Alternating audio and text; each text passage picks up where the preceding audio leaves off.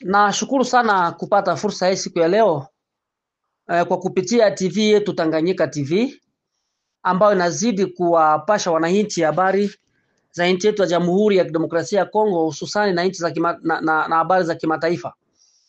Na ndugu zangu wananchi ambao mtakwenda kutusikiliza mara nyingi, mtakuwa mnapata habari zetu kupitia TV Tanganyika TV ambayo inakwenda kutoa matangazo yetu mara kwa mara.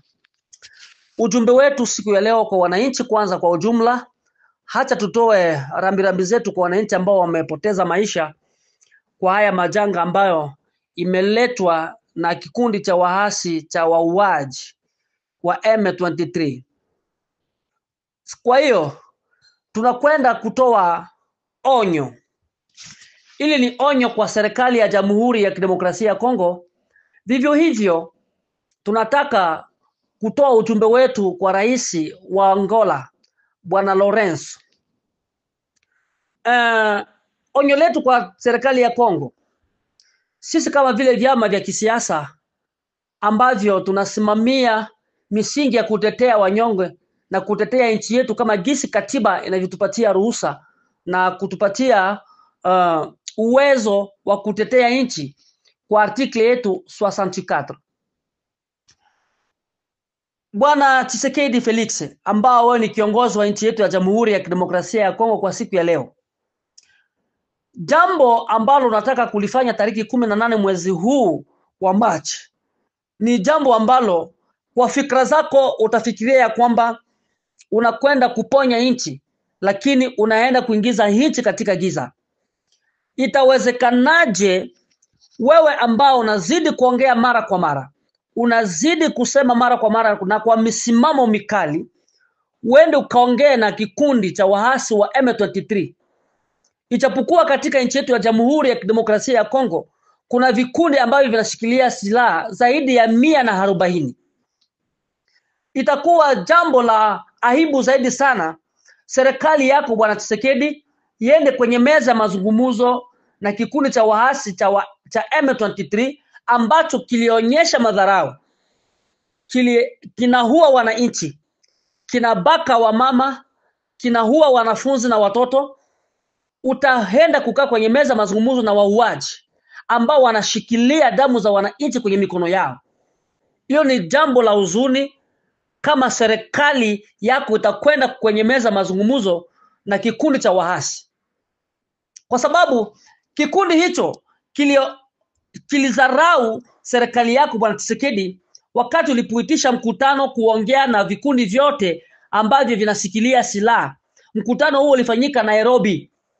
Uliita makundi yote yaje yakakae kwenye meza mazungumzo na wewe, lakini kikundi cha waasi wa M23 hawakukuja. Walizidi kufanya mauaji, wakazidi kusabote serikali yako.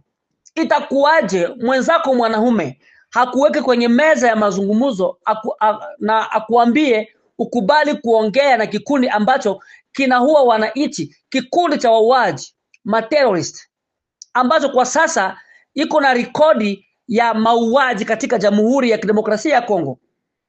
Unaweza fikiria ya kwamba unaenda kutafuta suluhisho, lakini utaenda kuweka matatizo zidi ya matatizo mengine, kwa sababu wakati utafanya hatua kuongea na kikundi cha waasi wa M23 kupitia mpatanisho wenu wa Angola Lourenço, ujue ya kwamba kuna makundi mengine yatasimama ili yapate kuanza tena mauaji.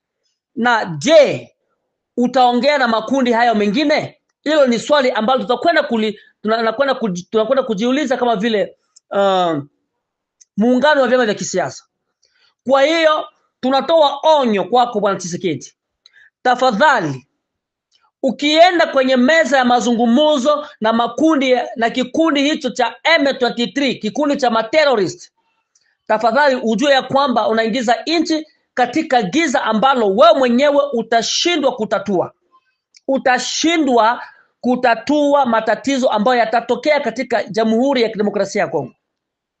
Na ujumbe wetu kwa rais wa Angola Lourenço, kwanza wacha tukushukuru kwa sababu unajiweka kipaumbele, unajiweka kimbelembele kwa kutaka kutatua matatizo ya shida ambayo tunayo kwa sasa.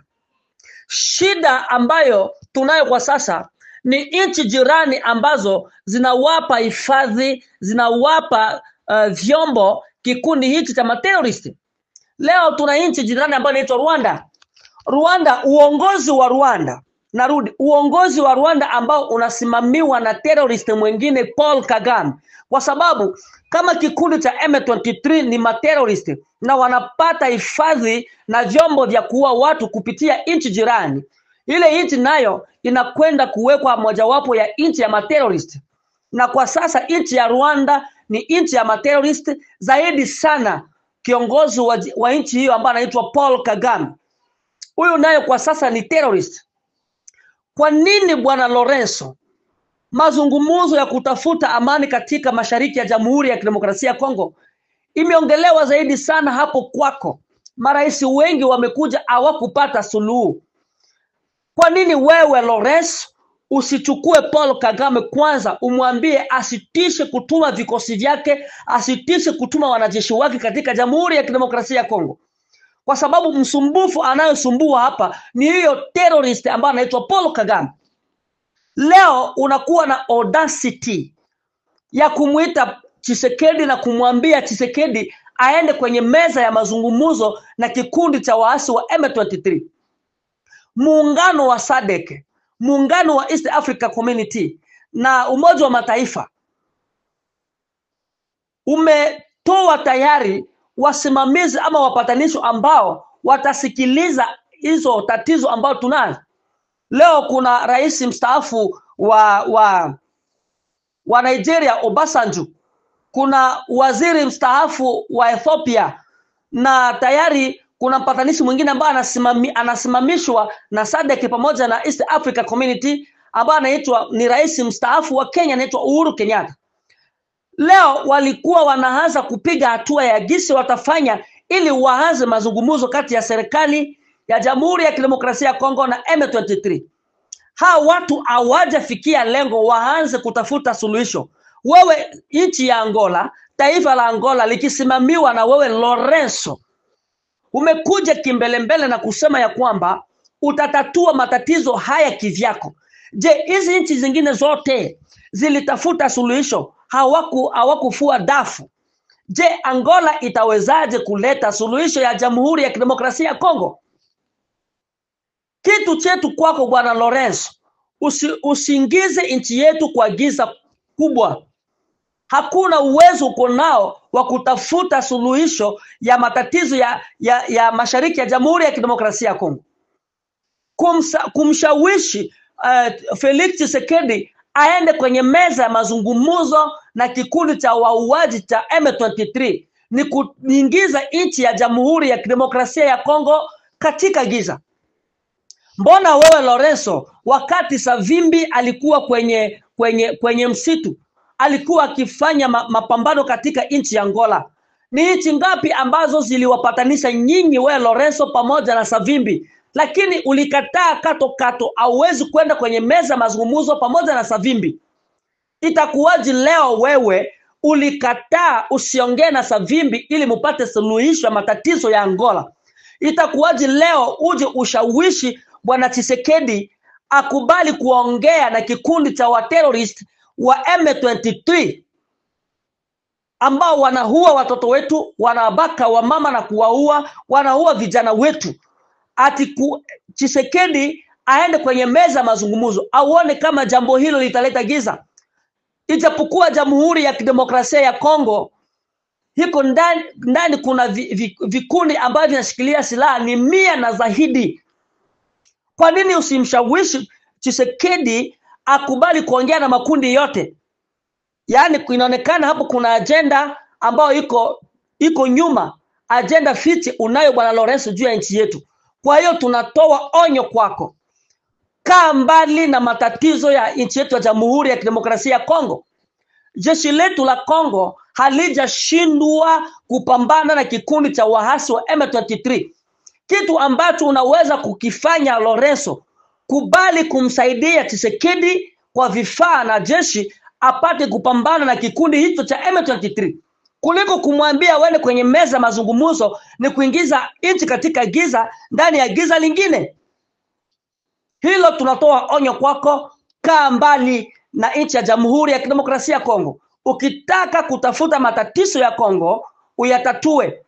Tatua kwa kutuma vikosi vyako vya Angola visaidiane na vikosi vya nchi ya Kongo kupiga hilo kundi la M23 ambalo linasimamiwa na muuaji mwingine Paul Kagame.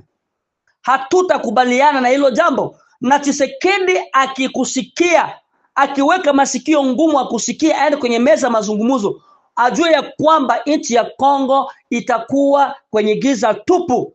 Na hatutakubali hilo jambo, kwa sababu leo ataongea na M23 ambao wanapewa hifadhi na vifaa kutoka Rwanda. Kesho kutatokea kikundi kingine ambacho kitaanza tena mauaji. Je, wewe Lorenzo utakuwa tayari kusaidia Tshisekedi na kuongea kwa kila kikundi ambacho kitasimama? Tafadhali bwana Lorenzo, kaa mbali na nchi yetu ya Jamhuri ya Kidemokrasia ya Kongo. Na ujumbe wetu wa pili tunakwenda kutuma kwenye nchi za SADC ambao zina wanajeshi wao walikuwa wakilinda amani katika nchi yetu ya Kongo. Ndugu zetu wa SADC, nadhani Jamhuri ya Kidemokrasia ya Kongo ni mwanamemba wa nchi za SADC, tena mwanamemba mkubwa zaidi sana ambao alikuwa akisupport activity yote ya SADC. Leo Kongo imekumbwa na matatizo, mmetuma wanajeshi kwa sababu mmeona Kongo ni rafiki mkuu wa SADC. Itakuwaje leo muanze kuondoa wanajeshi wenu ambao walikuwa wakisaidia serikali ya Kongo kupambana waasi wa M23? Hata kama mkataba umekwenda kuisha, mbona mkataba wa MONUSCO uliisha kitambo? Kwa nini wanazidi kukaa katika Kongo? Na kwa nini na nyinyi watu wa SADC msikubali tena muanze mkataba upya, wanajeshi wazidi kukaa hapo? Halitakuwa jambo la busara kuona mwanamemba wenu anavamiwa na nchi ndogo kama vile Rwanda ambayo inasapoti vikundi vya wauaji, na nyinyi mkachukue wanajeshi wenu muwatoe. Sisi kama vile vyama vya kisiasa tumeona jambo hilo si jambo la busara. Hakutakuwa urafiki ambapo mwenzenu yuko ndani ya shida, nyinyi mkatoe wanajeshi wenu. Tunawaomba kama vile mwanamemba wa nchi za SADC, tafadhali tungewaomba kaeni kwenye meza na Tshisekedi, muweke mkataba mwingine mpya wa kuongeza miaka mingine 2-3 ili vikosi vizidi kukaa hapo visaidiane na vikosi vya Jamhuri ya Kidemokrasia ya Kongo pamoja na wale wazalendo ambao wanajitoa kwa kupambania nchi. Kwa hiyo ujumbe wetu kwenu wanamemba wa SADC ambao mnao wanajeshi katika nchi ya Kongo, tafadhali tungewaomba muweke tena mkataba mpya, wanajeshi hawa wa kutoka katika nchi za SADC wazidi kusaidiana na jeshi letu la FARDC kupambana kikundi hicho cha waasi cha wauaji wa M23. Hiyo ni ujumbe wetu kwenye nyinyi watu wa SADC. Kwa hiyo wakati huu tunazidi kukaa tukingoja yale ambayo mtakwenda kuyafanya. Ndugu zangu wananchi wa Jamhuri ya Kidemokrasia ya Kongo, mnaona nchi yetu iko ndani ya matatizo. Kile ambacho tunakwenda kuwaomba, tukae pamoja, tuwe sude, tusaidiane na jeshi letu la FARDC, tupambane na huyu adui ambaye anataka kutunyang'anya nchi yetu. Serikali ya Tshisekedi kishindwa na kutulinda sisi, utakuwa wajibu wetu sisi tusimame, tupambane na yule muasi na yule muuaji ambao anakuja kutaka kutuua na kuua watoto wetu. Kwa hiyo machache ndugu zangu, nataka tuwashukuru tena na tushukuru TV Tanganyika ambao inazidi kuwapasha habari, na mtazidi kupata matangazo mengi yetu kupitia Radio TV Tanganyika. Habari za muda huu mpendwa mtazamaji wa Tanganyika TV. Kwa jina naitwa Suzana Ambokile, natokea kitengo cha biashara na manunuzi hapa Tanganyika TV. Nipende kuchukua fursa hii kukaribisha hewe mfanyabiashara kutangaza biashara yako pamoja nasi. Maana katika ulimwengu huu wa sasa Media kama Tanganyika TV ndiyo mahara pekee ambapo unaweza kukuza na kuendeleza biashara yako. Haijalishi ni biashara ipi unayofanya, ina mtaji mkubwa au mdogo. Tanganyika TV inaweza kukuweka karibu na wateja wako na kukuza manunuzi ya bidhaa zako unazouza. Hebu fikiria, hata vikundi vya maendeleo tunawezaje kuendelea bila kujitangaza? Karibu utangaze nasi, ewe mfanyabiashara, mjasiriamali, mwanamuziki, wanasiasa na wengine wote. Karibuni sana sana sana. Unaweza kuwasiliana nasi kupitia namba zetu za ofisi zilizopo hapo chini. Hata kama una matangazo, Tanganyika TV tunaweza kukutengenezea, kwa sababu tunawafanya kazi na madirector wabobezi waliobobea katika shughuli za video production na graphic design. Tanganyika TV, kwa pamoja tukupashe.